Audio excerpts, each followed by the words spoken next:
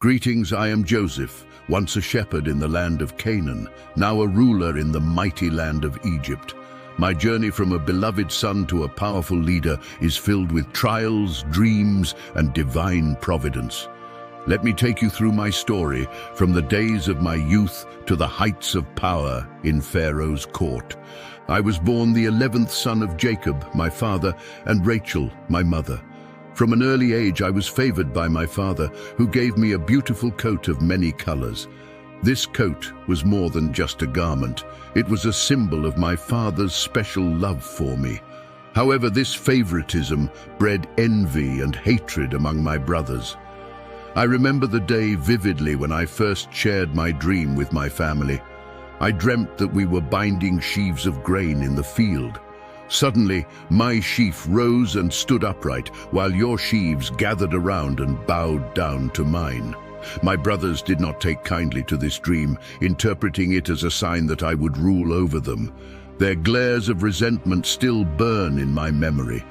Soon after, I had another dream, even more perplexing. I dreamt that the sun, moon, and 11 stars were bowing down to me. When I told this dream to my father and brothers, even my father rebuked me, saying, "Will your mother and I and your brothers actually come and bow down to the ground before you?" Though my father scolded me, I saw a flicker of contemplation in his eyes, as if he too pondered the deeper meaning of my dreams. These dreams stirred something within me, a sense of destiny, perhaps. Yet they also sowed seeds of discord among my brothers, whose envy only grew.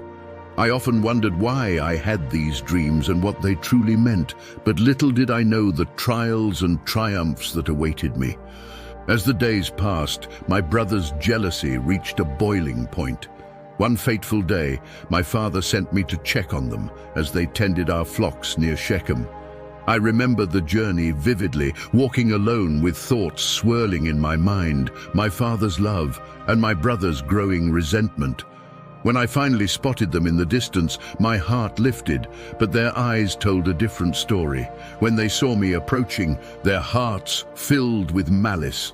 I could see the hatred etched on their faces, and I knew something terrible was about to happen.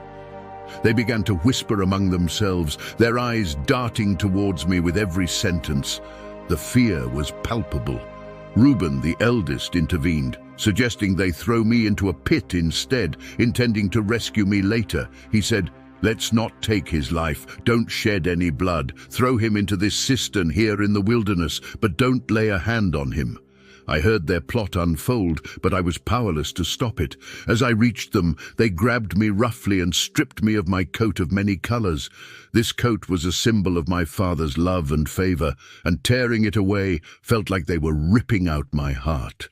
They threw me into a dark, cold pit.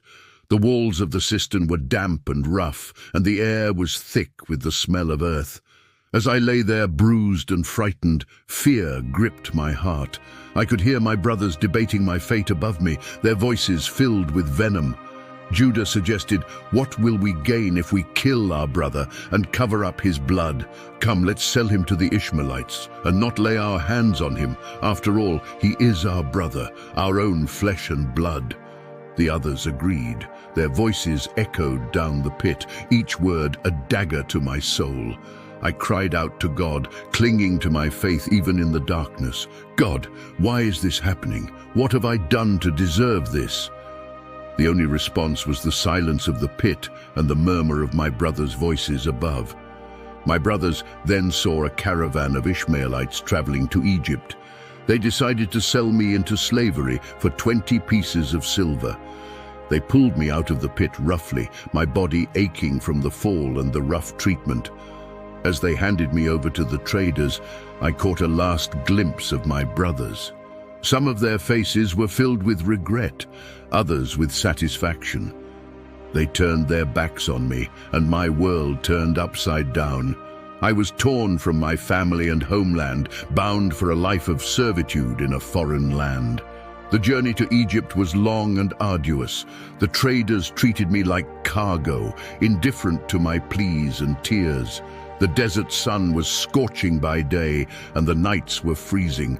I was given little food or water, and the constant jostling of the caravan left me bruised and exhausted. Betrayed and heartbroken, I wondered why my own flesh and blood would do this to me. God, where are you in this? Why have you allowed this to happen? My cries seemed to be swallowed by the endless desert. As I journeyed with the caravan to Egypt, I felt a deep sense of loss and confusion. The land I had known, the family I had loved, all seemed like distant memories. I thought of my father, Jacob, and the grief he would feel, not knowing what had become of me. Yet, amid the sorrow, a small flame of hope flickered within me. I believed that God had a plan for my life, even if I couldn't see it at that moment. Maybe, just maybe, there is a purpose in this suffering, I told myself. In the midst of all those thoughts, the thought of my beloved father came to me, whether he would come looking for me. Unfortunately not. I found out later that my brothers and executioners had taken my tunic stained with animal blood to my father and told him that I was dead. My father's pain at this moment was greater than mine, and this pained me even more. Arriving in Egypt, I was sold to Potiphar, an officer of Pharaoh and captain of the guard. The initial days were filled with hard labor and uncertainty. The grandeur of Egypt was overwhelming, the massive structures, the bustling markets, the strange language and customs. Everything was foreign, and I felt like a small, insignificant speck in this vast empire. But I resolved to work diligently, trusting that God was with me. Little did I know, this was just the beginning of a journey that would test my faith and resilience in ways I could never have imagined. Each day I reminded myself, God is with me, and He will not forsake me. The initial days in Potiphar's house were challenging. I was surrounded by opulence and luxury, a stark contrast to the simplicity of my life in Canaan. Yet I resolved to work diligently, trusting in God's presence. Every task I was given I performed with care and integrity, for I believed that God was with me, guiding my steps. God's favor was upon me, and everything I did prospered. Potiphar noticed this and soon entrusted me with the management of his entire household. I oversaw the servants, managed the accounts, and ensured that Potiphar's affairs ran smoothly. Under my administration, his household flourished. Potiphar saw that the Lord was with me and that the Lord gave me success in everything I did. This trust and responsibility were a testament to God's faithfulness, even in a foreign land. However, my trials were far from over.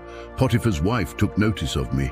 She was relentless in her pursuit, constantly trying to seduce me. Each day she would find ways to be alone with me, whispering temptations. I was in a constant state of vigilance, always aware of her gaze and intentions. I refused her advances, saying, "How could I do such a wicked thing and sin against God?" My heart was steadfast, and I resolved to honor God above all else. Her persistence turned to fury when I continued to reject her. One day, she caught hold of my cloak, demanding that I lie with her. I fled from her presence, leaving my cloak in her hands. In her anger and humiliation, she screamed, falsely accusing me of trying to assault her. The household was in an uproar, and Potiphar, upon hearing her fabricated story, was filled with rage. Despite my innocence, I was thrown into the prison where the king's prisoners were confined. The dark, damp cells became my new home. The walls were cold and unforgiving, the air thick with the scent of despair. But even in this bleak place, I did not lose hope. I clung to my faith, believing that God had not abandoned me. In the prison, God's favor remained with me. The prison warden noticed my diligence and integrity, and soon he put me in charge of all the prisoners. I was responsible for the daily operations of the prison, ensuring that everything ran smoothly. The warden paid no attention to anything under my care, because the Lord was with me and gave me success in whatever I did. The days in prison were long and arduous. I often wondered about my family, about my father and brothers. Did they think of me? Did they know of my fate? Yet, amid these thoughts, I continued to trust in God's plan. There must be a purpose in all of this, I told myself. My faith was my anchor, and prayer became my constant companion. Despite the harsh conditions, I built relationships with the other prisoners. We shared stories, hopes, and fears. They came to respect and trust me, seeking my counsel and comfort. It was in this dark place that I learned the true depths of resilience and faith. The God of my fathers was with me, even in the shadow of the prison walls. Just as it had been in Potiphar's house, I was entrusted with significant responsibilities. The warden saw that the Lord was with me and that I was capable and trustworthy. Soon, I was put in charge of all the prisoners and the daily operations of the prison. Managing the prison was no small task. I had to maintain order among the inmates, oversee the distribution of food and supplies, and ensure that the warden's directives were followed. Despite the grim surroundings, I performed my duties with diligence and integrity, always trusting that God had a purpose for me even there. During my time in prison, 2 of Pharaoh's officials were brought in, the chief cupbearer and the chief baker. They had been confined for offending their master. Their arrival added a new dynamic to the daily life of the prison. I observed their behaviors and listened to their stories, always seeking to understand their circumstances and offer any help I could. One night, both men had dreams that troubled them deeply. The next morning, I saw the distress etched on their faces and approached them. "Why do you look so sad today?" I asked. They replied, "We both had dreams, but there is no one to interpret them." I felt a stirring in my heart, recognizing this as an opportunity from God. I told them, "Do not interpretations belong to God? Tell me your dreams." The chief cupbearer was the first to share his dream. He described a vine with 3 branches that budded, blossomed, and produced clusters of ripe grapes. He held Pharaoh's cup in his hand and squeezed the grapes into it, giving the cup to Pharaoh. As he spoke, I could see the hope and fear mingling in his eyes. I listened intently, seeking God's guidance for the interpretation. I interpreted his dream, saying, "In 3 days, Pharaoh will lift up your head and restore you to your position, and you will put Pharaoh's cup in his hand, just as you used to do when you were his cupbearer." The relief and joy on the cupbearer's face were palpable. I then made a plea. "But when all goes well with you, remember me and show me kindness. Mention me to Pharaoh and get me out of this prison. For I was forcibly carried off from the land of the Hebrews, and even here I have done nothing to deserve being put in a dungeon." The chief baker, seeing the favorable interpretation for the cupbearer, eagerly shared his dream. He described 3 baskets of bread on his head, with the top basket full of baked goods for Pharaoh, but the birds were eating them out of the basket. The hope in his eyes was mixed with apprehension. I braced myself, knowing that the message I had to deliver would not be what he hoped for. I interpreted his dream with a heavy heart, saying, "In 3 days, Pharaoh will lift off your head and impale your body on a pole, and the birds will eat away your flesh." The despair on the baker's face was heartbreaking, and I wished I could have given him a better message. Yet I knew I had to speak the truth that God had revealed. 3 days later, it was Pharaoh's birthday, and he gave a feast for all his officials. Just as I had interpreted, the chief cupbearer was restored to his position, and the chief baker was executed. Despite my accurate interpretations, the cupbearer forgot about me once he was restored to his position, and I remained in prison, waiting and hoping for deliverance. The days turned into weeks, and the weeks into months. Yet I continued to trust in God's timing. I often replayed the events in my mind, wondering why the cupbearer had forgotten me. But in the quiet moments of reflection and prayer, I felt a sense of peace. I knew that God's plan was unfolding, even if I couldn't see the end of it. My faith remained steadfast, and I held on to the hope that my time would come. 2 full years passed since I interpreted the dreams of the cupbearer and the baker. I remained in prison, my hope unwavering, but my patience tested. Then, one day, my life took an unexpected turn. Pharaoh himself had two disturbing dreams that none of his wise men could interpret. In his desperation, the chief cupbearer remembered me and told Pharaoh about my gift of interpreting dreams. I was summoned from the prison, hastily cleaned up, and brought before Pharaoh. The grandeur of the palace was overwhelming, a stark contrast to the dark cells I had known for so long. Standing before the ruler of Egypt, I felt a mixture of awe and anticipation. Pharaoh looked at me and said, "I had a dream, and no one can interpret it, but I have heard it said of you that when you hear a dream, you can interpret it." I replied humbly, "I cannot do it, but God will give Pharaoh the answer he desires." Pharaoh recounted his dreams. In the first, he saw 7 fat, healthy cows coming up out of the Nile and grazing among the reeds. After them, 7 other cows, ugly and gaunt, came up out of the Nile and stood beside those on the riverbank.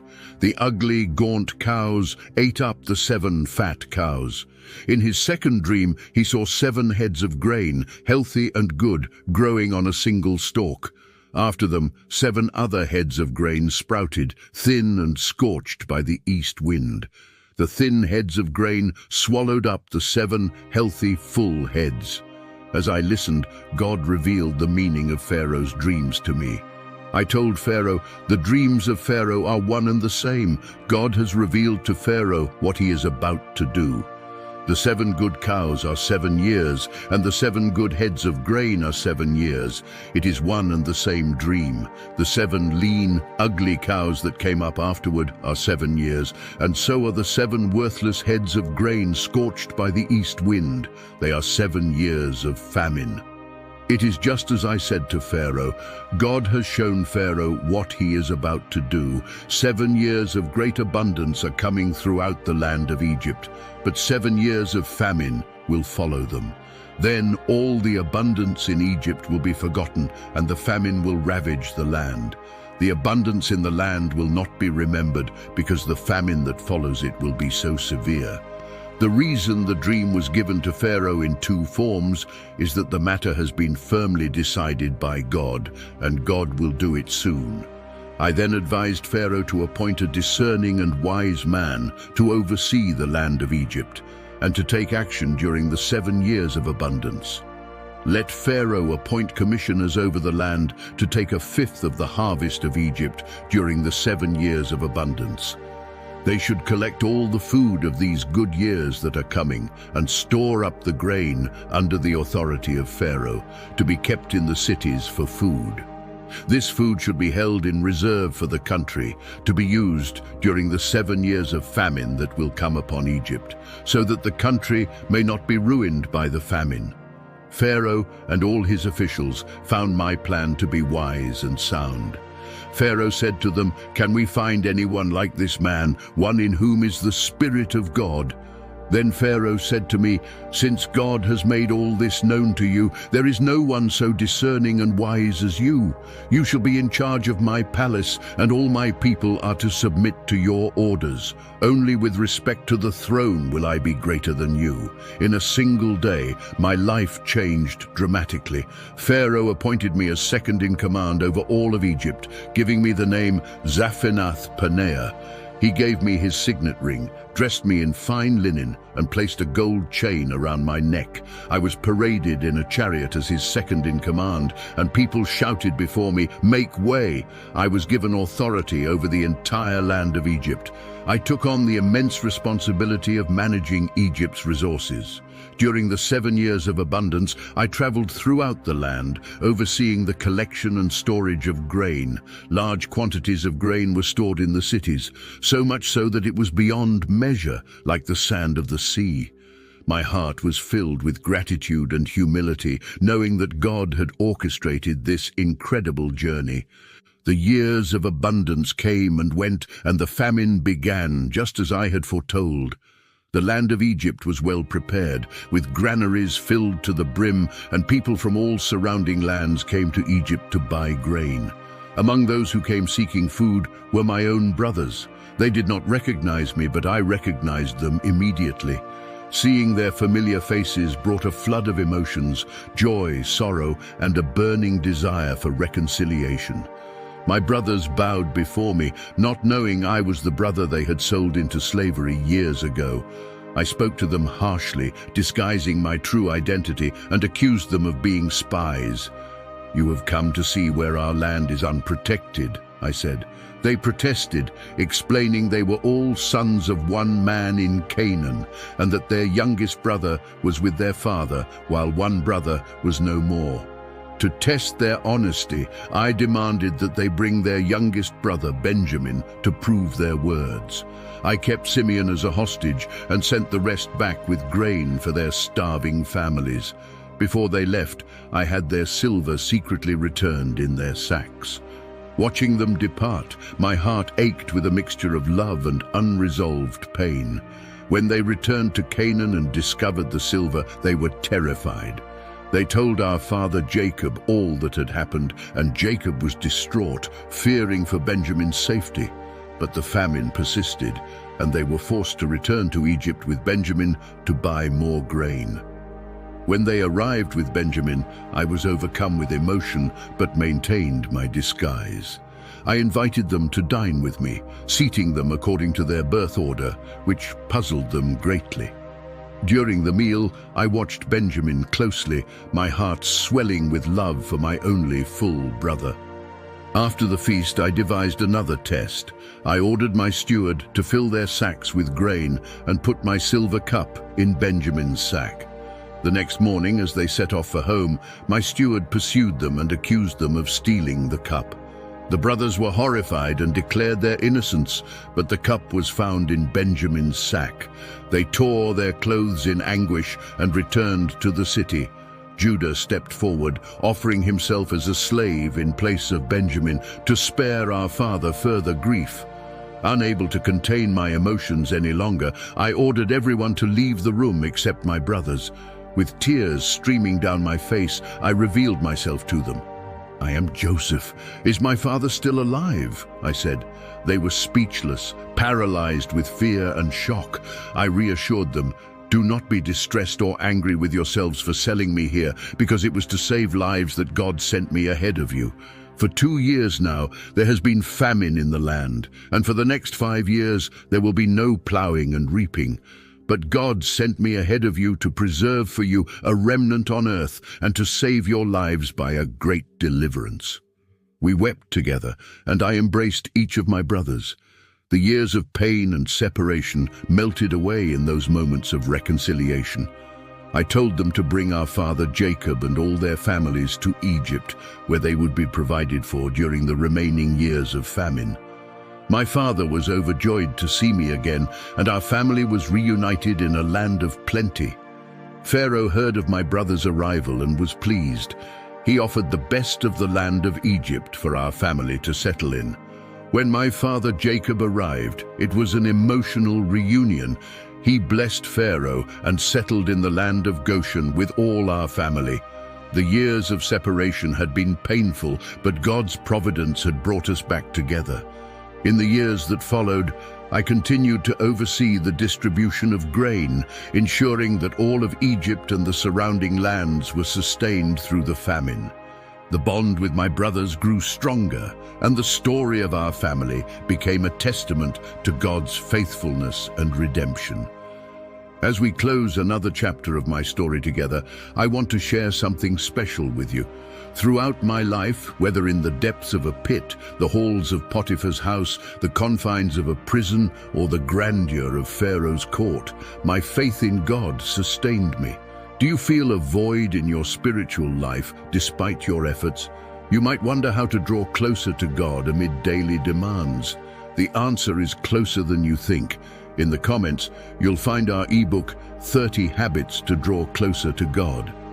This practical guide is the result of deep research and spiritual experiences compiled to help you strengthen your connection with God in a meaningful and lasting way. Imagine adopting habits that not only transform your routine, but also enrich your spiritual life. Think of the peace and fulfillment of living each day in alignment with divine teachings. This ebook offers a clear and accessible path to renew your faith and find purpose. Join those who are experiencing a fuller and more rewarding life through simple yet powerful habits. The spiritual transformation you seek is within your reach. Check it out now in the comments and start your journey towards a deeper connection with God. Remember, a vibrant and true spiritual life is not a distant dream. With 30 habits to draw closer to God, you are one step closer to making it a reality. Begin today to write your new story of faith and devotion. My journey from the depths of a pit to the heights of power in Egypt was full of trials and triumphs. Through it all, I learned that God is faithful and that His plans are perfect. Even in the darkest moments, He was with me, guiding my steps and fulfilling His purposes. I hope my story inspires you to trust in God's timing and His plans for your life. Regardless of the circumstances, He is always working for our good. Now, if you want to delve even deeper into what happened to me, here on the Vosto Evangelho channel, we'll share everything you can learn from my story. Subscribe and activate the notifications, because in 2 days we're going to launch a real study on the Endymion that God wrote through my life. So don't miss it. Thank you for joining me on this journey. May God bless and keep you always.